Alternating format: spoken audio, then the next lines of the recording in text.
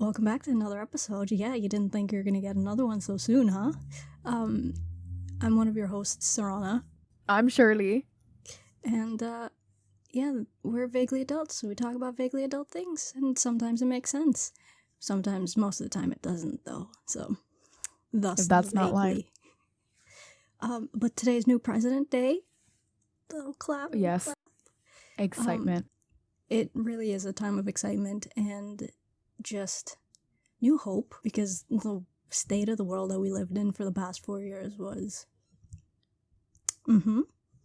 I also feel like half the people that listen to us are international, which I think is hilarious. Yeah, but because of the way the media is set up, they unfortunately are shoved all of our news all of the time. Yeah. So we apologize for that, but there's really nothing we can do about America's the Leo of the world. I think that's giving it too much credit, because like some Leos are amazing. Yes. But yeah, it's kind of a weird time, and I know that everyone said that for the past year and some since the virus came out, but I think especially because we're in our mid-20s and we were promised this, like, oh, during your 20s you're gonna like live your best lives and do so many things and experience so many things, but here we are, more than a year into a pandemic, kind of feeling like we've missed out on some crucial, like, developmental parts of our lives. And where does that really leave us? What do we do from here? It's been wild, honestly. Just like on the spectrum of like making friends and meeting new people. Like before, like luckily and unluckily, like I can't work from home. I can't work remotely. Like I have to be in store. So like I meet new people all the time, but also that means I meet new people all the time. And it's like, it's different though. Like I have like 2 5-minute conversations, max 20-minute conversations with someone. And I'm not going to just be like, oh, we're friends now because like we spoke for 20 minutes. Because in reality, like I want you in and I want you out. Like I'm not trying to spend my entire day with you because there's like 50 other customers that are waiting for me, or one of my coworkers needs me for something because they don't have access to it or they can't do something. And so it's kind of hard to meet people now. Like the most you have, like I know the business has boomed for like Bumble and Tinder and Hinge because like people are like, well, I need to meet someone since I can't go to bars, since I can't go clubbing. I mean, I didn't do any of that anyway, but the possibility was there, Yeah. And now that I'm like, all right, well, like, how do I meet people now? Like, it's weird. But then now I'm friends with my friends' friends because, like, what else am I going to do? And they're, like, super dope people. They're super cool people. Like, shout outs to Nick and Annie's D&D group because I love them. They're awesome. And I've only recently been introduced to them, but they seem like genuinely lovely people. They're so wholesome. I'm going to marry all of them and or adopt all of them. It's going to be a time. But yeah. I mean, if you're looking for a minister, I am ordained. Fun fact. I am an ordained minister. It's only applicable in U.S. territories, but, it's still something. But in a sense, we're postponing some pretty important years of our lives, and it's like, especially like Nick and I, where we were in an industry that was very people focused. Not saying that yours isn't, but it's like sets different. are it's massive amounts of people. Like literally, it's a whole village being put together to make something that's distributed to the world. And I mean, I've gotten offers here and there, but personally, I've turned them down just because I'm not comfortable going back out in such large groups of people, especially with the state of what's going on here, and knowing that a lot of these people are traveling back and forth from LA to New York City, and the state of LA is it's devastating. But it's until everything gets contained well enough, hoping this new presidency is going to roll out some new mandates and stricter requirements. Hopefully, the entertainment industry, particularly film, will start catching up, but I feel like I've just missed out on so much. Oh, absolutely. I mean, I remember right before the pandemic hit, we took that improv class, and I remember talking to Nick and being like, I'm gonna use this year to take more classes. Like, I'm gonna take acting classes, and I'm gonna take an improv class. I want to do tap. Like, I wanted to do all these things, and I was like, I'm gonna make time to do these things because I was so excited, and I'm like, I'm trying to like expand my horizons, as corny as that is. And then we went into like a global shutdown. Yeah. And so that became nearly impossible. Like, I mean, of course you have like master classes, things that can be done from home, but it's just not the same experience as like being there in person, meeting people who are at the same level or above you or below you to help you out. Yeah, the environments are just so different. Like when we went to that improv class, that it's one of my favorite memories from like the three of us hanging out, because we never really hung out, just the three of us, you, Nick, and myself. I mean, and you know, seeing him in his element and doing his thing kind of inspired me, because like I never saw myself in front of the camera, haha. But you know, it was something entirely new. Like, you know how some people just live life and they're like, this moment right now, like this is going in the memory bank. Like it's something I'm gonna go back to, and it's like one of my happy place things. And I remember one of the prompts that we had during the improv session was, you recently broke up with someone. And the irony and all the energies that was going on that day was just incredibly hilarious. But yeah, I think the wholesomeness of that day is something that I hold dearly, and hoping moving forward we'll be able to do stuff like that again. But it's not the same over Zoom or Skype or whatever you're using. You know, it's just that human interaction is just different. And the thing is, like, not to say that it's not, like, hard on you, because, like, you're at home and all that, but, like, I'm a very, like, touchy person. Like, I am very affectionate. I'm very touchy. Like, when I hang out with you guys, like, you see it, I'm always either, like, tapping your shoulder or holding onto your arm or hugging someone, or, like, I'm very, like, physically attentive. Like, that is my thing. And so to not be able to do that, like even when I would get to work, like pre-pandemic, like I'd get to work and like see my coworkers and we would run to hug each other, like that, always like hug each other, kiss on the cheek. Like I've always been like that. I'm Hispanic, we don't believe in personal space, but now it's like it's a whole different world. Like I won't see someone for a long time, and it's kind of that hesitation of like and like for the most part I still, like the people that I work with every day, I'm with them all the time anyway, and we're in close proximity, so there's not much that we don't share. So like a hug here and there is like fine between us, because there's no 6 feet when you work retail. Like there's no such thing. But like I miss it, like talking to you guys over Zoom or like Netflix party or on Discord or like watching Nick's like streams. It's just not the same, because like I want to hold you guys. Like I want to hug you, I want to hit you, I want to push you, you know, like, and it's like it's hard on me. I'm touch starved. Like I miss the intimacy of friendship. Yeah, it's wild though, because like you know when we did start this 4 years ago, just FYI, after we graduated in 2018. Like I know it's silly to say, but there was no indication that, like, first of all, our friendship would end up being the way that it is, like with our little group, and the state of the world. You know, like we knew things were bad back in the day. Like it clearly things were stacking up, and it wasn't in our favor. But we were like optimistic about things, and thought that, you know, in 4 years things would be different. And yeah, it is, but not in the way that was anticipated at all. You know, with that being said, it is our 4th year friendship anniversary. How do you think 2018 you feels about 2021 you? Ooh, I mean, different. Physically, I look very different. 2018 me versus 2021 me. That's not to say that like, I'm not gonna get into that. It's a different topic, but another time, another episode. Look forward to it. Emotionally, like I am much more adult than I was in 2018, which like makes sense, you know, like I'm 20 or 5, but Just fine.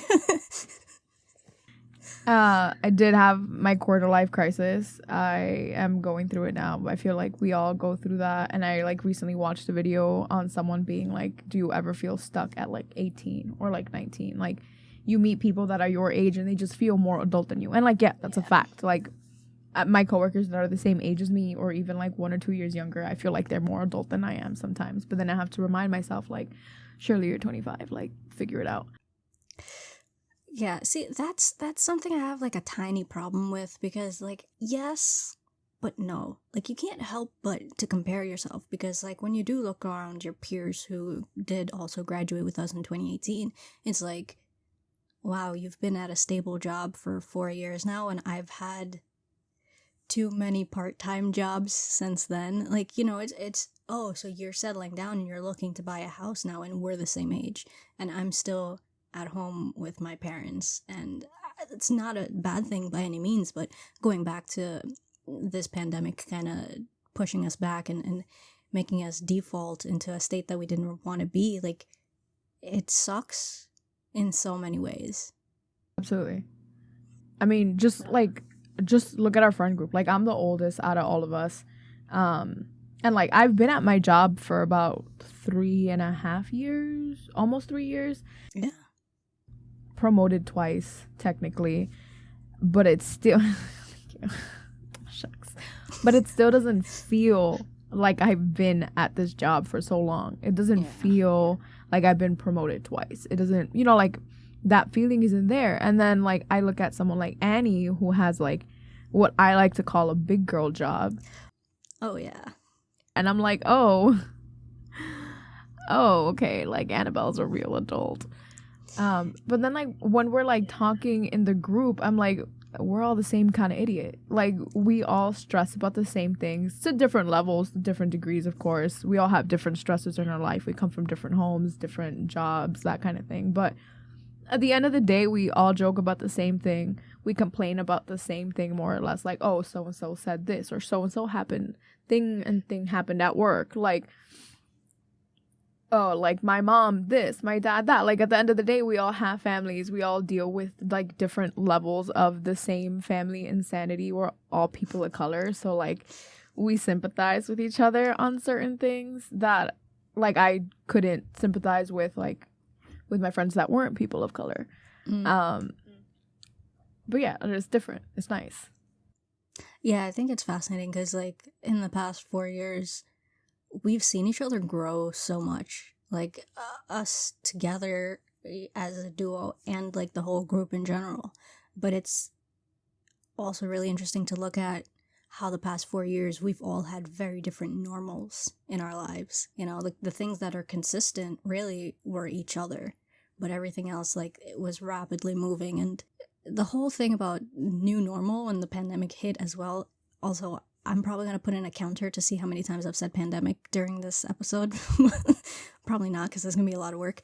But, you know, new normals is every time you settle into something new, every time you try something new, every time you make like a small life change. And I think new normals isn't something to be afraid to explore, to be a little more open-minded about it. Like, what is normal? Like, for example, like Nick. When I met Nick, it was Nick and like it wasn't just Nick. You know, he was part of a duo when he came into my life, and then he was.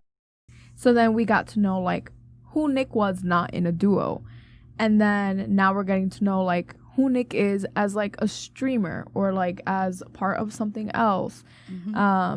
Same thing with Annie. Like when I met Annie, she was part of a bigger group. It was like Annie and the Thespian Club. Yeah. And when I met you guys, like it was all of you. You know, and I was just kind of adopted into it, which I'm still very thankful for, because had I not met you guys, like the trajectory of my life would have been. And see, like that is what is so wild to me. Like we don't realize the impact we have on people, because like my impact on myself is not like this huge thing. So I don't realize when like my small decision or my thought or my words make an impact on someone else. Like you don't realize the impact that you've made in my life. And I say it all the time, but I wouldn't have this job that I have now if it wasn't for you. And if that's not the wildest thing, because like it's not like you got me this job. It's not like you had any connections or anything. But without you, I wouldn't be in this office right now. Like, I wouldn't be sitting here because you pushed me to go to this group interview so I wouldn't have to go by myself, which is what landed me the job. You gave me the confidence to, like, go up and, like, me, myself, talk to, like, the hiring manager to be like, hey, I think this is why you should take me for the job. And I got the job and I got promoted twice. And you've been there for all of that. Like, it's wild. Like, yeah. I'm so proud. I'm so proud. And, like, even with, like, Nick and Annie's new friend, not her new friends, but, like, the new friends to us. Yes. it's like new friends to us. Like, they don't realize the impact that they've made in our lives. Like, Russell, for example, like, I'm consistently talking about him because I'm just like, this dude is just so talented. Like, what the heck? And, like, Annie has inspired me to write more. Like, Annie writes stories and she's so good at it. And, like, it's something that I always wanted to do because, like, my head is full of, like, dumb ideas.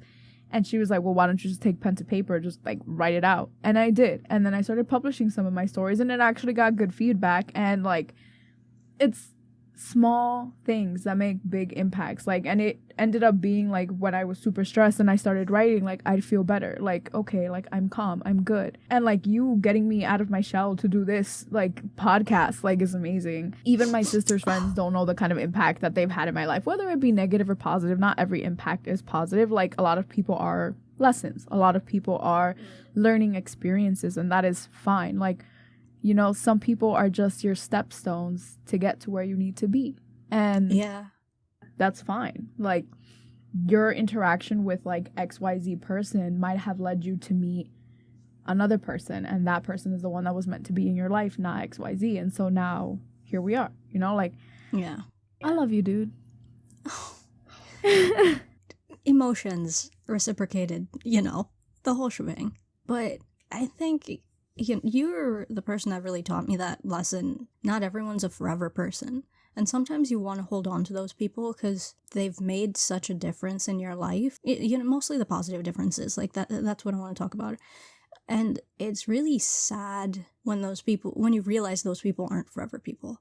You know, having gone through, like, friend breakups, which is a whole thing in and of itself. Like, that's I feel like we'll talk about that in depth another time. But that impacts you just like a regular breakup would. And, you know, trying to picture your life after that breakup is just like, what do I do? Like, this person was part of my daily routine. Like, we used to talk every single day. But the lessons that I learned from them are super important. You know, it's not that, oh, we're not friends anymore, so I'm just going to erase you completely out of my life. Like, then and during that time, you were important to me. And that's not going to change just because we're not friends anymore. See, that's what I've never understood about people. Like, even when you, like, break up, like, in a relationship or in a friendship, like, when they try to, like, completely erase and negate this experience with this person, like, I never understood that. I've had plenty of, like, friendship breakups, and I never once forget about any of those people or the things that they did for me. Like, I'm still thankful. I have fond memories of people that I'm no longer friends with. There's plenty of people in my life that are no longer in my life that I still thank for being there. That I look fondly on the memories. Even if our friendships didn't end in the best way, I still very fondly look on those memories. Like, and there are times where I'm not gonna lie, like, I'll see something that reminds me of that person, and, like, my instinct is to be like, oh, I should send it to, because, like, obviously you spend so much time with these people, you have inside jokes, you have inside stories, like, things that, like, as much as you explain it to someone else, it's not the same because they weren't there for that. And, like, you live with that, and that's fine. Like, that's all a part of growing up and being an adult. I mean, I know it's cliche, but looking at any of the movies or the media that we consumed as a kid, it's like, oh, you make a group of friends in high school and that's like your friends for life. You make a group of friends in college and that's your friends for life. But that's not typically the case because people sometimes grow together and then they have to grow apart. Like, again, the whole, not everyone's a forever person, and that's okay. But, you know, in the moment, it always feels hard.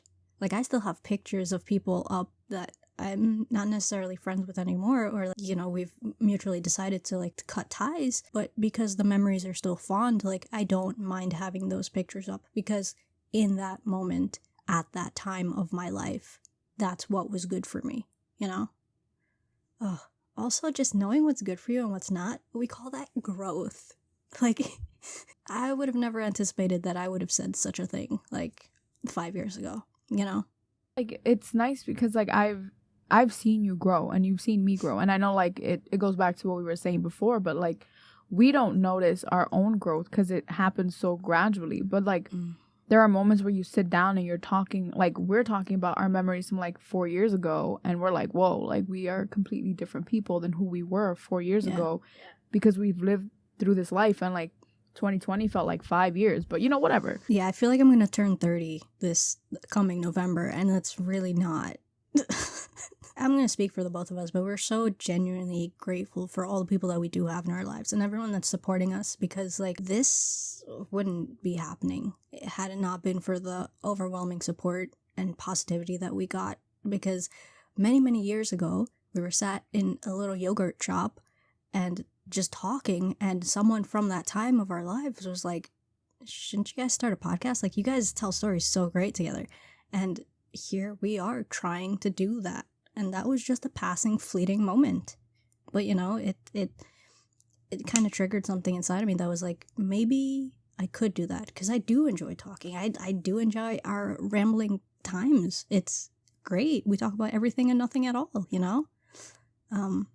But yeah, it's just the importance of friendships, the importance of good energy around you. And, you know, since it is our friendship anniversary, despite all the negativity and like all the downhill stuff, like I'm so genuinely thankful for you, because you've literally made my life better and continue to do so. So, you know, it's not just you, but like the close people in my life, and those people know who they are. It's fine. It's me. It's all me. You don't have to be ashamed. It's nice to know that you have people to rely on sometimes. It's comforting. Absolutely. No, we're going to get soft in this episode, but here we are. Ooh. I get soft in every episode. I don't know what to tell you. One more quick thing before we wrap this up. I am wearing yet another, oh, my hair's too long. I'm wearing yet another Dreamcatcher hoodie that Annie got for me before they even released like original merch. And my anniversary for my Scotland hat, which I'm also wearing if you're not watching the YouTube version of this. But happy 4 years all around, man. About to like go into my Snapchat, look at my memories, and see what I was doing 4 years ago today. It's always a great time. We just wanted to say thank you to everyone listening, watching. You can catch us now on so many different platforms. We're on Spotify podcasts. We're on Apple podcasts. We are on Google podcasts and on YouTube, of course. All the links to everyone we talked about will be below. We're just going to shout out as many people as possible. So hope everyone's staying well, staying happy, looking for positive things in the world, and we'll catch you when we catch you. Goodbye. Vaguely adult, vaguely adult. Things are just vaguely adult.